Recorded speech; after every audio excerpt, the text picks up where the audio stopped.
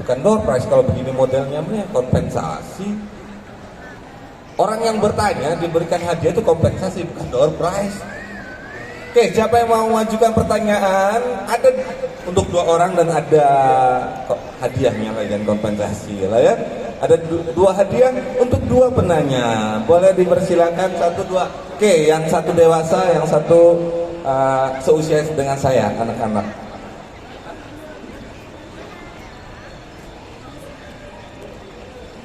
Bagaimana kalau dimulai dari anak-anak terlebih dahulu? Boleh ya. Adik boleh maju, sayang. Ada sana, perkenalkan nama siapa? Maka nama aku Zahra.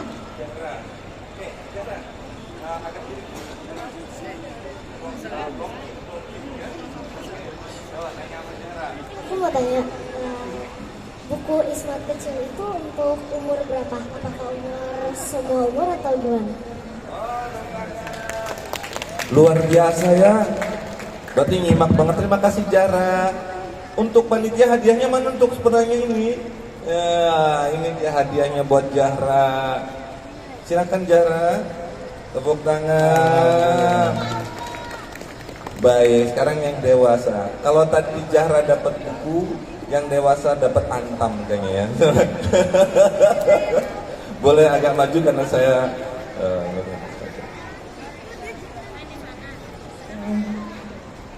Perkenalan Pak, nama saya Ya, silakan. Izin bertanya. Apa sih motivasi Bapak sampai kisah Bapak itu harus saya bukukan? Gitu? Ya. Terus yang kedua, saya tuh pengen tahu kepo bahasa asli Cilegon itu apa sih pada zaman dahulu? Ya. Apakah bahasa Banten yang sekarang menghilang atau apa? Terima kasih. Iya. sebentar, jangan jawab terlebih dahulu Pak Adis, Ya. karena hadiah belum diberikan, antam belum diantarkan. Oke, hadiah mana? Oh ini sertifikat antam 3 miliar ya. Terima kasih, beri tepuk tangan untuk 2 penanya kita dari 2 generasi tapi 1 gender. Laki-laki belum ada yang bertanya, tapi sebelum kita mencari laki-laki yang akan bertanya, kita biarkan laki-laki ini menjawab. Silakan Pak Adis. Dijawab 1, buku ini untuk siapa? Ya.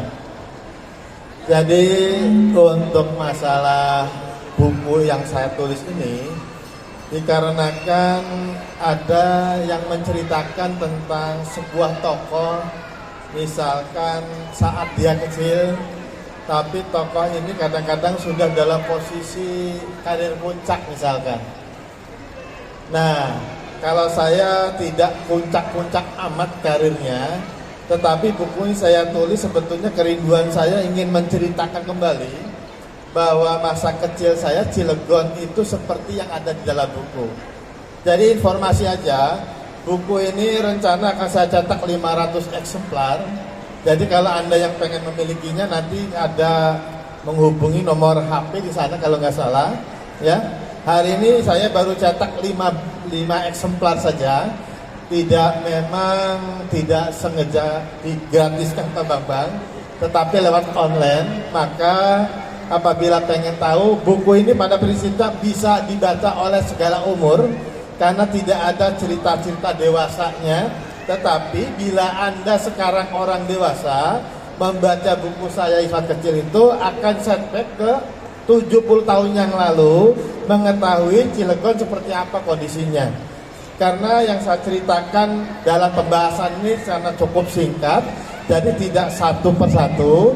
Maka sebagai contoh saya melihat peta rel kereta di tahun 1902 yang dimiliki Belanda, saya samakan dengan sekarang. Sebagai contoh, jalan kereta itu dulu cuma ada 2, ke arah Anyar sampai ke arah Merak. Arah kereta hari ini itu yang ke arah Merak itu sudah bercabang 2 Pak. Ada yang masuk kawasan KS, ada yang langsung ke Merak. Tetapi kalau Anda sekarang ke arah Anyar, itu sudah cabang 2. Yang satu ke arah Indosemen untuk batu bara, yang satu lagi ke arah Anyar Kidul. Dan kemarin saya survei untuk ngomong hari ini itu, ternyata rel kereta itu putus di Pelabuhan Banten.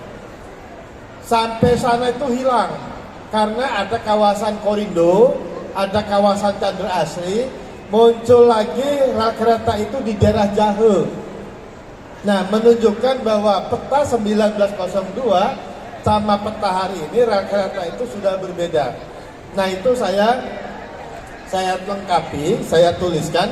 Dan kalau kereta ke arah Merak, itu selain sudah bercabang 2 yang satu, kalau Bapak tahu Ramanujo Persimpangan, itu rel kereta yang masuk industri pada saat KS zaman Trikora 1963 yang dibangun oleh Rusia. Nah, itu sudah mati, sudah tidak jadi, sudah tidak digunakan. Nah, pada saat KS dibangun tahun 75, membuat rel kereta baru yang masuk ke daerah Bilet sama Selat Baja untuk mengangkut spon, ya, untuk mengangkat produk-produk melalui kereta. Itu menunjukkan bahwa perubahan itu saya tahu benar dikarenakan saya hidup dari saat itu sampai hari ini. Nah, kalau pertanyaan berikutnya, kenapa sih motivasinya saya membuka buku ini? Sebetulnya ingin memberi contoh saja bahwa saya yang kebetulan menjadi kepala dinas masih menyempatkan membuat buku, dan 2 tahun ini saya membuat buku hampir 7, ya.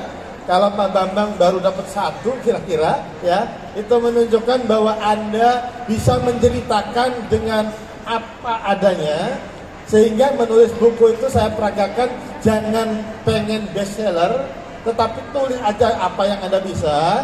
Tetapi kalaupun Anda suatu saat pengen menulis kisah Anda, bisa datang ke saya akan ajarkan bahwa menulis itu mudah. Jadi intinya kenapa saya menulis, pengen menunjukkan bahwa menulis itu mudah. Pertama kali yang saya ceritakan adalah harus cerita hidup. Kenapa? Karena cerita hidup itu kita alami. Kalau untuk menulis buku seperti karya-karya ilmiah agak susah. Tetapi saya juga sudah ada buku yang karya ilmiahnya, 2 buku kalau nggak salah, silakan di belakang ada, tentang pendidikan, tapi itu saya ambil dari disertasi saya. Nah, itu artinya memberi contoh saja. Jadi kalau nanti berkenan ingin memiliki, silakan, sudah ada pojok belanja buku, nomor HP-nya ada di sana, ya. Tetapi hari ini tidak saya pasarkan untuk pembelian, tetapi nanti ketika buku itu sudah tercetak, sudah jadi, maka akan kita pasarkan. Ya, itu jawabannya. Dan bila ada hal yang ditanyakan lagi, bahasa kita di Cilegon gitu. Nah, untuk masalah bahasa mungkin kakak saya akan jawab dikira. Baik, tadi pertanyaan bahasa apa yang di Cilegon. Jadi sampai hari ini dalam bahasa folklore atau Cilegoner atau native speaker itu ya bahasa kayak Serang, bahasa Bebasan, bahasa Jawa. Jadi orang Cilegon itu bahasa Jawa, ya, Jawa Serang. Nah, itu meliputi dari Bojonegara, ya, sampai sedikit Pontang ke sini, ya, terus ke selatannya itu ke Anyar sana, begitu sampai Kamasan, ya. Kalau terus nanti sampai ke Merak, kalau ke timurnya itu sampai ke Serang, Ciruas sana, begitu sama begitu. Ya, sampai ke Balaraja dan seterusnya. Hanya memang persoalannya sekarang ini, ya, bahwa bahasa Cilegon ini hampir, ya, generasi apalagi milenial sekarang ini hampir sudah tidak lagi diturunkan oleh orang tuanya, ya. Tapi orang tuanya masih berbahasa Cilegon, ya. Kadang-kadang kenapa seperti itu? Karena Cilegon ini kota heterogen, ya, multinasional dan seterusnya. Ada pendatang yang anak-anaknya itu apakah orang Sunda, orang Jawa dan seterusnya. Termasuk pendatang pun dia juga menjadi korban yang kita sebut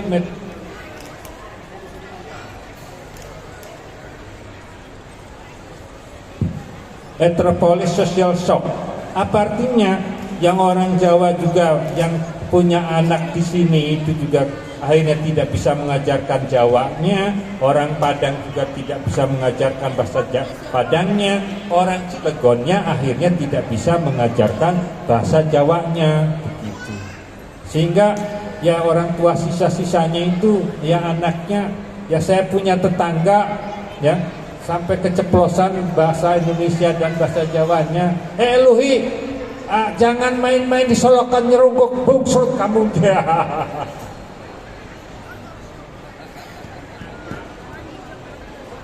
Punya tetangga namanya Luhi, jangan main-main di solokan, nanti jatuh bungsut nyerungkuk kamu bungdas. Jadi memang bahasanya bahasa Jawa Seram. Itu kira-kira, dan itu bagi bapak-bapak ibu-ibu yang punya anak. Ya makanya kemarin kebetulan saya meresensi bahasa lokal, ya buku Jawa itu perlu dilestarikan. Kenapa? Betapa pentingnya bahasa akan menunjukkan adab tata krama itu memang benar, ya. Ada bahasa bebasan, ada bahasa biasa. Bahasa Indonesia itu kalau orangnya kalem ya bisa kalem, kalau orangnya keras bisa keras. Tapi kalau bahasa daerah, siapapun orang kerasnya kayak apa, itu ada bahasa halusnya, ada bahasa biasanya. Itu barangkali sedikit tambahannya. Ya mungkin vulgarnya saya tambahkan ya. Banten ini awalnya sebetulnya dari awal kerajaan itu berbahasa Sunda. Tapi ketika Sunan Gunung Jati datang mengislamkan Banten, maka jadilah di Banten ini ada dua bahasa. Ada bahasa Sunda dan ada bahasa Banten. Ceritanya yang masih berbahasa Sunda itu ada di daerah Pandeglang dan Lebak ya. Itu zaman dulu diistilahkan orang Banten yang masih setia ke Pucuk Umun, yang sekarang turunannya ada di Baduy. Tapi kalau yang berbahasa Jawa yang sekarang kita lakukan seperti layaknya Cilegon, Bojonegara, Mauk, Kesemen ya sampai Balaraja, itu diasumsikan setia kepada Sunan Gunung Jati. Makanya kalau dilihat dari kesultanan ada dua hal. Yang percaya sultannya nomor 1 di Banten itu Sunan Gunung Jati, itu pasti berbahasa Jawa. Tapi kalau yang menyatakan Banten itu raja pertama adalah Sultan Hasanuddin, itu rata-rata berbahasa Sunda. Jadi dari situ identitas menjadi dua. Tetapi pada akhirnya memang kita harus mengakui yang mengislamkan Banten adalah Sunan Gunung Jati. Selanjutnya dimandatkan kepada Sultan Hasanuddin karena Sultan Gunung Jati kembali ke Cirebon saat itu. Itu masalah bahasa aja. Terima kasih kalian.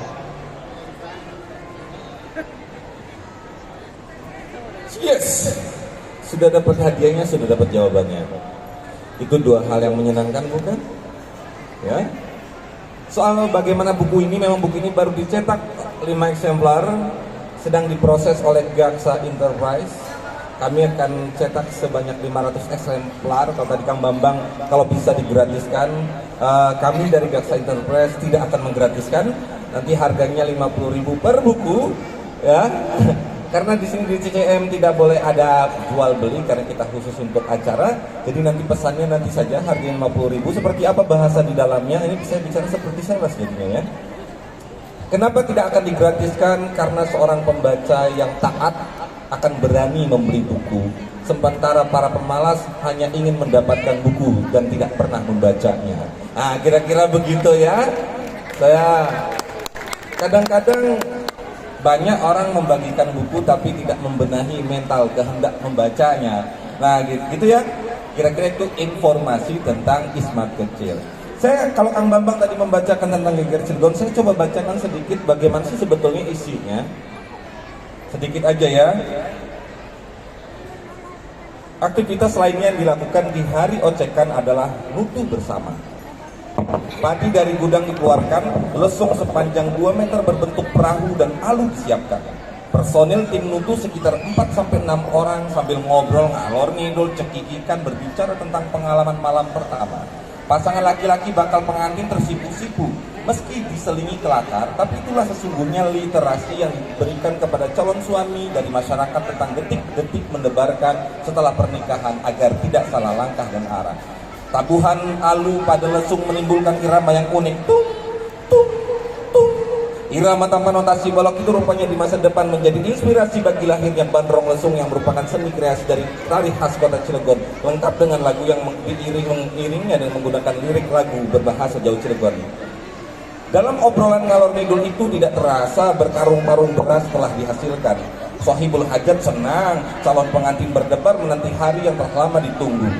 Selain suara lesung dari ocekan yang tidak kalah menarik adalah saling sahut antara ibu-ibu yang sibuk di dapur. Kekodekan di dokonekan nanti ya. Gusti bae kalinya. Nyai, ningali lumpang teh, bocah. Cukutakeun dunak ni pepageko. Begitu saling menyeru di dapur tanpa perlu diartikan apa artinya. Yang pasti di dapur sangat sibuk dan berisik. Nah, ini menceritakan bagaimana ada adab-adab pernikahan di masa lalu dan apa itu pesta. Jadi kalau kita hari ini berbicara tentang kota Cilegon, ternyata saat setelah membaca buku ini kita jadi tahu bahwa kita tidak banyak tahu tentang kota yang kita tinggali ini. Maka membaca buku ini adalah salah satu adab menjadi warga Cilegon. Nah, ini bahasa promosinya begitu ya.